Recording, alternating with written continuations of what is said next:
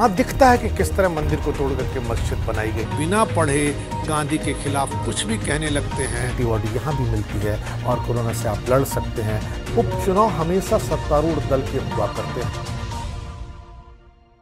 नमस्कार, news track के Y factor में आपका स्वागत है। मैं हूँ योगेश मिश्र।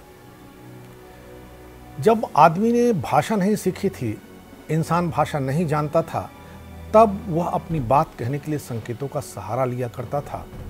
हालांकि बहुत बाद में अंग भाषा के अध्ययन का भी चलन चल निकला और कहा गया कि बॉडी लैंग्वेज भी बहुत कुछ बोलती है, जिसे अंग भाषा आप कह सकते हैं।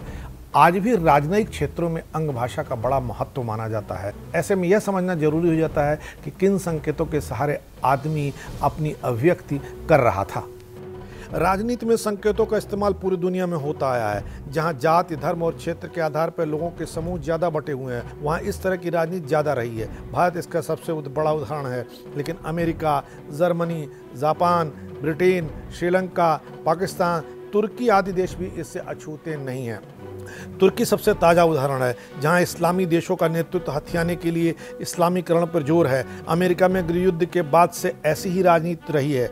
यूनाइटेड किंगडम में आयरलैंड, स्कॉटलैंड ने अलगाववाद के लिए अपने राष्ट्रवाद और क्षेत्रवाद को भी ऐसी ही राजनीति से बढ़ावा दिया है। संकेतों की राजनीति का उदय अमेरिका के गृह युद्ध के साथ हुआ। यह कालखंड 1861 से 1865 का था।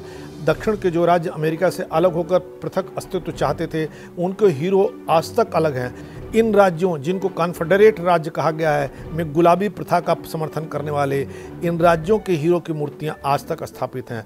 अब ब्लैक लाइव मैटर आंदोलन में कुछ जगहों पर इन मूर्तियों को ढहा दिया गया है। गृह युद्ध में संघीय सेना के खिलाफ लड़ने वाले कॉन्फेडरेट राज्य के सेनापतियों और सैनिकों को श्वेत अमेरिकी नागरिकों का हीरो माना जाता है।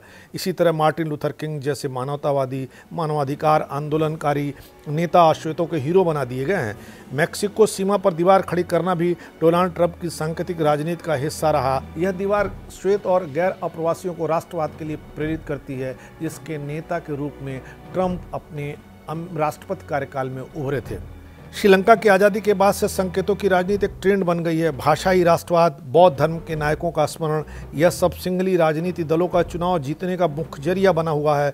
1984 से अब तक के सभी चुनाव में धार्मिक और संजातीय संकेतों का जमकर इस्तेमाल किया जाता रहा। श्रीलंका में संकेतों की राजनीति का समावेश भंडार नायके ने 1950 के दशक में शुरू किया था कि पार्टी ने संपूर्ण देश के विभिन्न वर्गों के बजाय सिर्फ बौद्ध और सिंहलियों पर ही फोकस किया।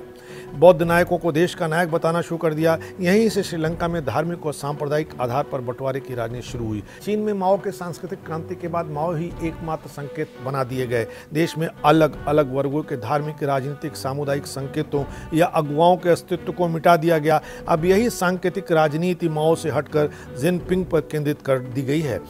तुर्की में संकेतों की राजनीति का ताज़ा उदाहरण हादिया सोफिया का है। तुर्की के राष्ट्रपति ने इस प्राचीन स्मारक को मस्जिद में बदलकर तुर्की के कट्टरपंथी और इस्लामी तत्वों को तुर्की के गौरवशाली इतिहास से जोड़ने की कोशिश की है कि इस्लामी राष्ट्रवाद का संकेत है। हादिया सोफिया भाईचारा और सांप्रदायिक सौहार्द का प्रतीक हो सकता था, लेकिन उसे सीधे सीधे इस्लाम से जोड़ दिया गया। तुर्की में इस तरह का राष्ट्रवादी बदलाव बहुत लंबे समय बाद सामने आया है। आपको जान करके आश्चर्य होता होगा, आप हैरत में भी रहते होंगे कि कोई भी नेता, कोई पॉलिटिकल पार्टी आपके, हमारी जाति के किसी एक नेता को आगे बढ़ा देती है और ये मान लेती है कि इस पूरी जात और जमात के लोग उसके साथ खड़े होंगे। अगर पूरे नहीं होंगे तो बहुत बड़े वर्ग के लोग होंगे।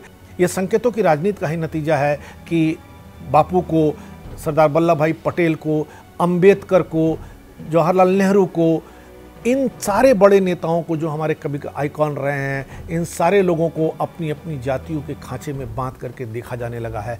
हालांकि संकेतों की राजनीति का मतलब तो है, लेकिन संकेतों की राजनीति किसी भी देश के लिए शुभ नहीं रही है, इसलिए इससे बचने की ज़रूरत है। इस बार इतना ही, अगली बार फिर मिलेंगे किसी नए सवाल पर नए ढंग से बात करने के लिए। तब तक के लिए नमस्कार।